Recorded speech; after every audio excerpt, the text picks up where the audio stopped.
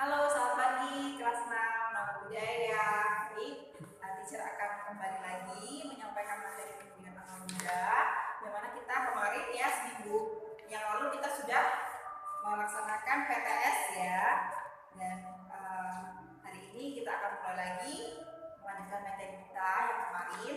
Kemarin kita sudah sampai pada materi 1, materi 2, dan materi 3 ya. Nah, sekarang kita akan lanjut lagi ke materi pelajaran 4, dimana kita sudah ganti judul lagi di materi pelajaran 4. Kalian boleh buka bukunya halaman 33. Nah, di sini kita nanti akan membahas tentang kisah kebijaksanaan. Nah, jadi di kisah kebijaksanaan ini nanti kita akan membahas cerita-cerita ya. Ada cerita-cerita tentang kisah kebijaksanaan. Nanti di rumah dibaca kembali ceritanya, dipahami kembali ya. Nah, untuk kisah yang pertama itu kita ada kisah rumah terbakar ya. Ini ada cerita tentang rumah terbakar. Kira-kira isinya apa ya? Yuk kita buka bukunya halaman 34 dan 35 ya. Disimak baik-baik ya sambil dibaca di rumah. Nah, kisah rumah terbakar. Di sini ada sebuah cerita yang mana ada satu keluarga.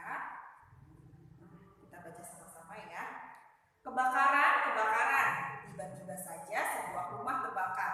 Api berkobar dan menyambar tiang-tiang rumah dan semua benda yang ada di dalamnya.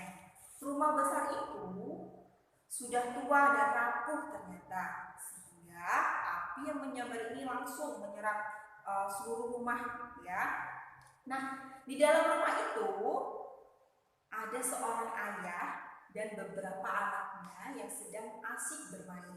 Nah, ayah dan anaknya ini tidak tahu ya kalau rumahnya sudah terbakar.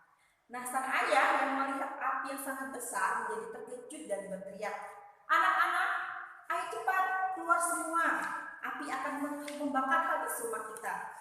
Anak-anaknya tidak mengerti akan bahaya kebakaran. Meskipun sudah disuruh keluar, anak-anak tersebut tetap asik bermain dan hanya memandang ayah mereka. Ya, karena anaknya masih kecil ya, dia tidak mengerti kalau terjadi kebakaran di rumahnya. Ya. Jadi ayahnya ini menyuruh si anak-anaknya ini keluar, akan tetapi anaknya tetap asik bermain.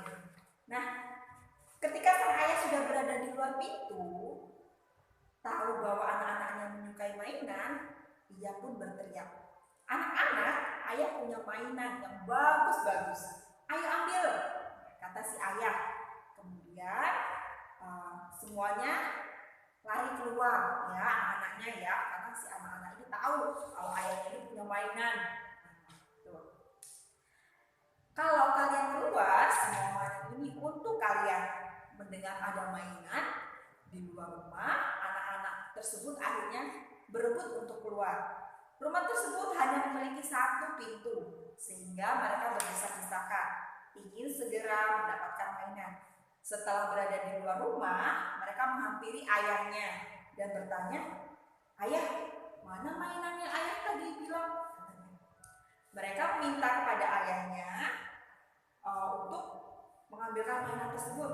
Nah, kemudian ayahnya pergi membelikan mainan dan memberikannya kepada semua anak-anaknya. Ya. Nah, seandainya ayah mereka tidak memberikan apa yang telah dikatakannya, sang ayah tidak bersalah karena sang ayah telah bertindak bijaksana dalam upaya menyelamatkan anak-anaknya. Ayah dalam cerita tersebut ibarat Buddha. Anak-anak tersebut ibarat semua makhluk yang ada di dunia ini. Rumah yang terbakar ibarat semua bentuk penderitaan. Perumpamaan ini menggambarkan upaya-upaya piawai Buddha untuk menyelamatkan semua makhluk dari penderitaan. Ternyata kisah ini adalah kisah perumpamaan ya, yang mana tadi ada tokoh ayah. Nah, ayah ini diibaratkan sebagai Buddha ya. Nah, kemudian tokoh anak-anak ini diibaratkan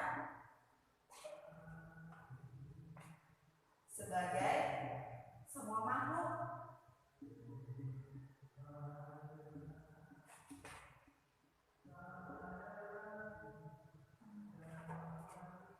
Dan rumah yang terbakar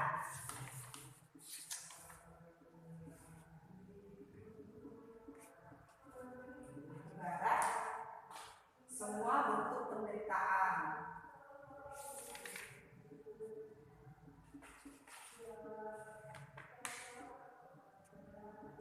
Ternyata cerita ini hanyalah perumpamaan, ya.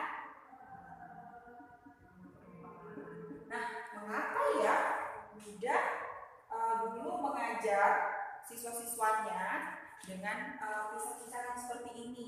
Nah, supaya siswa-siswa Buddha ini mengerti, ya, cepat mengerti, cepat memahami apa yang disampaikan oleh Buddha. Jadi Buddha menyampaikan ajarannya dengan menciptakan kisah-kisah seperti ini, ya, supaya siswa-siswanya ini dapat memahami apa yang diajarkan oleh Buddha, ya. Nah, rumah terbakar adalah kisah perumpamaan yang diceritakan oleh Buddha kepada para siswanya. Kadang Buddha mengajar dengan kisah perumpamaan agar para siswanya mengerti ajaran Buddha. Kisah perumpamaan rumah terbakar terdapat dalam kitab Sadharma Pundarika Sutta. Ya, ini terdapat di kitab Sadharma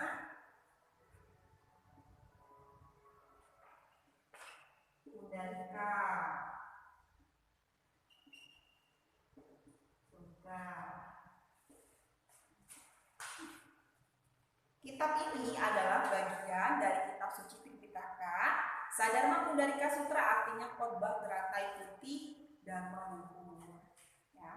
Nah, saat ini kita bagikan orang yang sedang berada dalam bahaya di dalam sebuah rumah yang sedang terbakar. Rumah yang sedang terbakar itu tak lain adalah kehidupan kita saat ini. Kehidupan kita ibarat rumah yang terbakar dan sangat berbahaya. Bahaya yang mengancam kehidupan kita adalah usia tua, sakit, dan kematian. Setiap orang yang lahir ke dunia ini pasti tidak ada yang kekal. Semua akan mengalami hal yang sama seperti sakit, tua, dan kematian. Ya, jadi kisah rumah terbakar, rumah yang sedang terbakar ini diibaratkan seperti kehidupan kita, ya. Dan pastinya nanti kita akan mengalami usia tua, kemudian kita nanti akan merasakan yang namanya sakit, ya. Ada berbagai penyakit datang menyerang di tubuh kita. Nah, kemudian kalau sudah tua renta nanti pasti kita akan menemui yang namanya kematian, ya. Jadi rumah terbakar ini diibaratkan penderitaan, ya, penderita yang ada dalam kehidupan ini. Nah, kemudian selain usia tua, sakit, dan kematian, kehidupan kita juga diancam bahaya kebencian, ketamakan, dan kekeliruan. Jika semua manusia hidupnya saling membenci, diliputi ketamakan dan penuh kekeliruan, pasti akan menderita. Saling membenci bisa menyebabkan pertengkaran, bahkan peperangan. Tamak bisa mengakibatkan seseorang melakukan apa saja asal keinginannya terpenuhi. Sedangkan kekeliruan membuat orang tidak bisa membedakan mana perbuatan yang pantas dan tidak pantas yang dilakukan, sehingga kadang perbuatannya hanya merugikan diri sendiri dan orang-orang sekitarnya. Nah, jadi selain usia tua, sakit, dan kematian, ternyata kehidupan kita ini juga diancam, ya, bahaya kebencian, ketamakan, dan kekeliruan. Ya, jadi kita harus menghilangkan itu semua, ya. Kita harus memupuk karma baik di dalam diri kita, menghilangkan yang namanya kebencian, ketamakan, ya, kekeliruan. Orang tua yang berusaha menyelamatkan semua anak yang ada dalam rumah terbakar itu ibarat Buddha yang berusaha menyelamatkan kita semua dari penderitaan.